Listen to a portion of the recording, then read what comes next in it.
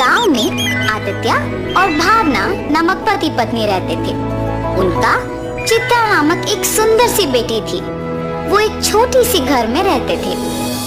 आदित्य एक बहुत नेक इंसान था और जितना उसके पास था उतने में ही खुश रहने वाला था। वो पानी पूरी बेच के आए हुए पैसों से ही अपने परिवार की देखभाल करता था। हर रोज वो सुबह उठ के पानी पूरी बना के बेचने जाता था। पानी पूरी, स्वादिष्ट पानी पूरी। एक बार खाना काफी नहीं होता है, बार बार खाने का मन करता है। 10 रुपयों का एक प्लेट, आइए आइए। ऐसे पूरी गांव में जाते हुए बेचता था। उसके बनाए हुए पानी पूरी स्वादिष्ट रहने पर सभी लोग वहाँ खाना पसंद करते थे। रोज की तरह वो एक दिन पानी पूरी बेच के अंधेरा होने पर वापस घर जाते रहता है, जब उसे रास्ते में कुछ लोग भागते हुए नजर आते हैं। उसके पलक झपकते ही वो लोग गायब भी हो जाते हैं। कौन थे वो लोग? क्यों भाग रहे थे? और इतने में ही कहाँ गायब हो गए? ऐसे वो अपने आप में सोच रहा था जब उसे रास्ते के बगल में एक सूटकेस दिखाई देता है। ये किसका सूटकेस है? शायद किसी ने खो दिया होगा। सुबह मैं इसे जमींदार को दे देता हूँ, वो इसको उसके मालिक तक पहुँचा देंगे। ऐसे सोच के वो सूटकेस अपने साथ अपने घर ले जाता है। आदित्य की पत्नी उस सूटकेस को देख पूछती है, ये किसका सूटकेस है जी? मुझे नहीं पता, आते समय रास्ते में मिला था मुझे। क्या है सूटकेस में?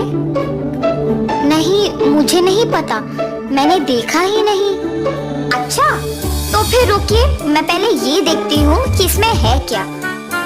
और ऐसे सूटकेस खोलती है। सुनिए, इधर आके देखिए तो कि इसमें है क्या। हाँ, क्या है? पास आके देखने पर वो सूटकेस हीरे, मोती और सोने से भरा हुआ था। देखा आपने? कितने हीरे, कितना सोना है इसमें। अब हमें कभी वापस मेहनत करने की जरूरत ही नहीं पड़ेगी। भावना, ये सूटकेस हमारा नहीं है, किसी ने खो दिया इसे। कल सुबह इसे जमींदार के हवाले करने इसे लेके आया हूँ। तो आप क्या इसे जमींदार को लौटाएंगे?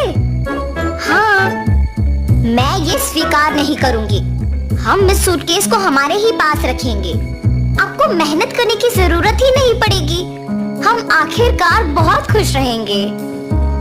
अपनी पत्नी का उस बात ना स्वीकार करने पर आदित्य उसे दुख ना पहुंचाने के लिए उसे कुछ नहीं कहता है और सोच में पड़ जाता है। अगर मैं उन हीरे और मोती को लेता हूँ तो गलत है, पर अगर मेरी पत्नी वो सब लेती है तो वो मेरी गलती नहीं है ना। ऐसे सोचकर अपनी पत्नी से कहता है, किसी और का कमाया हुआ मुझे खर्च करना ठीक नहीं लगता है। मैं अपने पानीपुरी का दुकान ही चलाऊंगा। तुम्हें जो पसंद तुम वही करो। ऐसे कहने पर उसकी बीवी बहुत खुश होती है। कुछ दिन बाद उसकी पत्नी मिले हुए हीरे, मोती और सोना बेच के एक बड़ा सा घर खरीदती है और वे सब उसी घर में चले जाते हैं। मगर आदित्य अपना पानीपुरी का व्यापार नहीं छोड़ता है। एक दिन जमींदार के पास एक औरत आती है। प्रभु, प्रभु, मेरे घर में किसी ने सारे हीरे, सोना, मेरी गहने चुरा लिया है। मुझे समझ में नहीं आ रहा कि मैं क्या करूं, इसीलिए आपके पास भाग के आई। कृपया मेरी मदद कीजिए प्रभु। फिक्र ना करो माता, मेरे पे भरोसा करके आप चले जाओ। मैं उस चोर को पकड़ के आपको बुलाऊंगा। जमींदार के ऐसे कहने पर वो औरत उन पे भरोसा करके वहाँ से चली जाती है। उसके बाद के कुछ ही दिन में जब आदित्य और उसका परिवार एक बड़ा घर खरीद के उसमें रहने लग जाते हैं, तो गांव के लोग में उन्हीं के बारे में खुसर पुसर शुरू हो जाती है। ऐसे ये बात जमींदार तक भी पहुंचती है। एक साधारण पानी पूरी बेचने वाला एकदम से इतना बड़ा घर कैसे खरीद पाया? पता नहीं प्रभु, किसी को नहीं पता। गांव के सारे लोग भी आश्चर्यचकित होके इसी के बारे में बात कर रहे हैं। ऐसे ही मैं सुन के आपको बताया। ठीक है, उन दोनों को इधर लेके आओ। जी प्रभु। जमींदार के कहने पर सेवक उन दोनों को उनके पास लेके जाते हैं। आदित्य, मुझे तुम्हारे बारे में सब पता है, तुम्हारे व्यापार के बारे में भी पता है। तुम्हें कुछ पूछने के लिए यहाँ बुलाया हूँ। पूछिए प्रभु। कुछ नहीं, तुम इतने कम दिनों में उतना बड़ा घर कैसे खरीद पाए हो? सच बताओ। क्या ये पूछने के लिए जमींदार हमें यहाँ तक बुलाए हैं? मुझे ही बताना होगा कुछ, वरना मेरे पति सब सच बता देंगे। मेरे पति का कमाया हुआ पैसा हम बचा बचा के ये घर खरीद पाए हैं प्रभु। ऐसे हिम्मत से बोलती है ताकि किसी को शक ना आए। माता, आप पे कोई इल्जाम लगाने के लिए मैं आप लोगों को यहाँ नहीं बुलाया हूँ। मेरे पास एक औरत आके बोली है कि उसके गहने और सोना किसी ने चोरी कर लिया और उसी समय में आपने एक बड़ा घर लिया। हालात मुझे आपसे इसे पूछने पर मजबूर कर रहे हैं, तो सच कहिए कि आपको इतने पैसे अचानक कहाँ से मिले? अगर मैं अब भी चुप बैठूंगा तो वो एक बहुत बड़ी गलती होगी और उस औरत के दुख का कारण मैं ही हो जाऊंगा। ऐसे सोचकर आदित्य जमींदार को सच बताने का फैसला करता है। मुझे क्षमा करे प्रभु।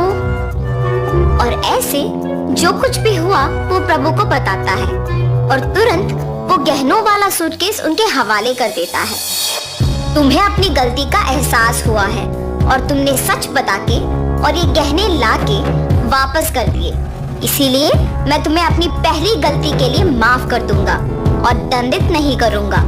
लेकिन याद रखना आदित्य, गलती ना करना जितना जरूरी है उतना ही जरूरी है गलती करने वालों को रोकना। ये कभी मत दोहराओ। जमींदार के माफ करने पर आदित्य उनके कृतज्ञ होता है और वहां से चला जाता है और जमींदार उन गहनों को उस औरत के हवाले कर देता है।